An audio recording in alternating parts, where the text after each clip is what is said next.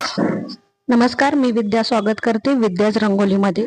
आजच्या व्हिडिओमधून आपण पवित्र अशी अष्टदल कमल ही रांगोळी शिकणार आहोत। लक्ष्मी प्राप्तीसाठी ही रांगोळी काढणं अत्यंत शुभदायक असं मानले जाते आणि येत्या नवरात्रीमध्ये सुद्धा तुम्ही ही अष्टदल कमल रांगोळी काढू शकता आणि प्रत्येक सणालाही काढू शकता।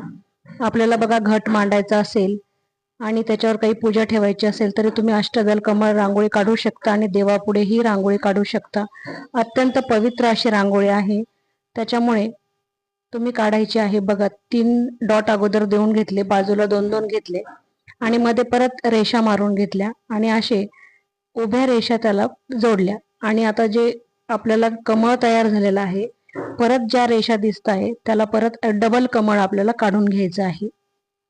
एकदम सोपं आहे, स्ट्रेट लाईन आहे, त्याच्यामुळे काही अवघड जात नाही आकार द्यायला, कोणालाही सहज काढता येईल। आणि बघा देवांसमोर अशी काढली, लक्ष्मीला अत्यंत अशी प्रिय आहे ही रांगोळी। आता तिसरा लेअर मी घेते आहे परत, तुम्ही 2 लेअरच्याही काढू शकतात आणि जमलं तर तिसरा लेअर पण घ्यायची आहे आणि 2 काढल्या तर 2ही चालतात, असं काही नाही, 3च काढल्या पाहिजे। आता हे बघा आपलं कमळ तयार होत आलेलं आहे आणि सणासुदींना अशा पवित्र रांगोळ्या काढल्या की वातावरण प्रसन्न असे होते आणि लक्ष्मीचाही कृपा आपल्यावरती होते, आशीर्वाद मिळतो। या रांगोळ्यांमध्ये पावित्र्य असतं, म्हणून ह्या रांगोळ्या पारंपरिक अशा आहे। आता आपल्याला कमळ काढून झालेलं आहे, अष्टदल कमळ, आणि त्याला आपण आता वरती गोल आकार देणार आहोत। गोल आकार दिला की त्यामध्ये परत आपण स्क्वेअर असे काढून घेणार आहोत। तर चला आपण सर्व याला गोल काढून घेऊयात। आता बघा असे लाईन मारायचे आहेत आणि त्याला असे चौकोन तयार करायचे आहे। त्याच्यामध्ये प्रत्येक आता जे गोल तयार झालेला आहे अर्धा गोल, त्याच्यामध्ये आपल्याला असे स्क्वेअर काढून घ्यायचे आहे।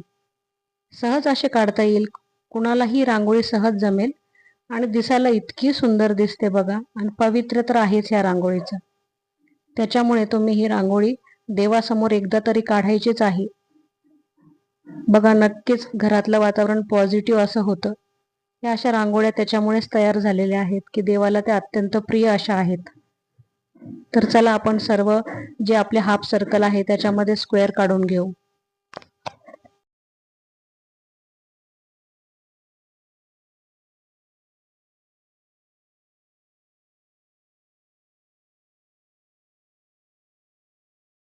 आता हाफ सर्कल आपले पूर्ण स्क्वेअर काढून झालेले आहे। वरतून आपण परत त्याला एक अशा अर्ध गोलाकार लाईन मारणार आहोत, ज्याने आपली डिझाईन ही अधिक उठावदार अशी दिसेल आणि ते फूल आपलं एकदम उठून दिसेल, स्पष्ट दिसेल। तर चला आपण सगळीकडे आता अर्धा गोलाकार परत एक रेष मारून घेऊया। बघा जिथे मारलेली आहे तिथे अत्यंत छान दिसतंय ना, उठून एकदम, आणि दिसायला बघा कलर भरले नाही आणखी तरी किती सुंदर दिसतंय। मध्ये आपण तुम्ही रेड आणि पिंक, तुम्हाला वाटेल तसा येल्लो कलर भरू शकता आणि लक्ष्मीचा आहे तर हळदी कुंकाचा कलर तुम्ही भरू शकता। मी इथे रेड आणि पिंक एकत्र केलेला आहे आणि तो कलर मी इथे भरलेला आहे आणि नंतर पेंट पिंक कलर इथे दिलेला आहे। मी एका पाकळीमध्ये पिंक आणि एका पाकळीमध्ये लाईट पिंक कलर मी भरलेला आहे, तुम्ही तुमच्या आवडीप्रमाणे भरू शकता। हळदी कुंकू जरी टाकलं याच्यावरती नुसतं तरी ही रांगोळी अत्यंत सुंदर अशी दिसते आणि हळदी कुंकाचंही पावित्र्य तसं असतंच। आवडीप्रमाणे कलरही भरू शकता, असं काही नाही।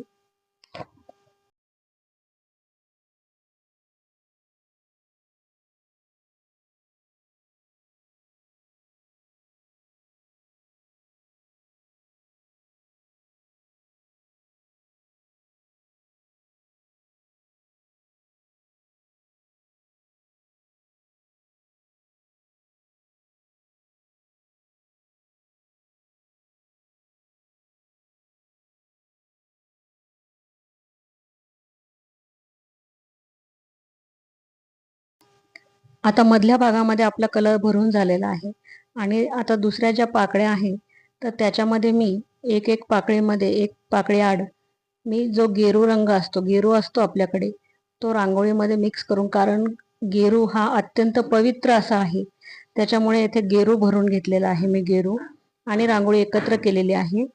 कारण गेरूचं पावित्र्य हे बघा, नवरात्रामध्येही गेरूला अत्यंत महत्त्वाचे स्थान असते. आपण जेव्हा घटस्थापना करतो तेव्हा गेरूने डिझाईन काढत असतात जिथे घटस्थापना करतो तेथे.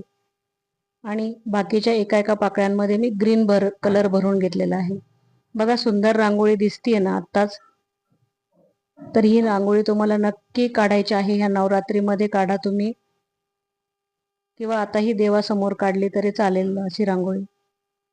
दिवाळीला काढली लक्ष्मीपूजनासमोर तरी चालेल, पण एकदा जरूर ही रांगोळी तुम्ही काढायची आहे. बघा आपली सुंदर अशी डिझाईन अष्टदल कमळची तयार झालेली आहे.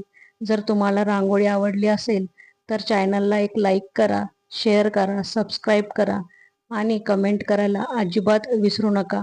अशाच सुंदर आणि पवित्र रांगोळ्या मी तुम्हाला आणि सोप्या रांगोळ्या ह्या व्हिडिओमधून घेऊन येत असते. धन्यवाद.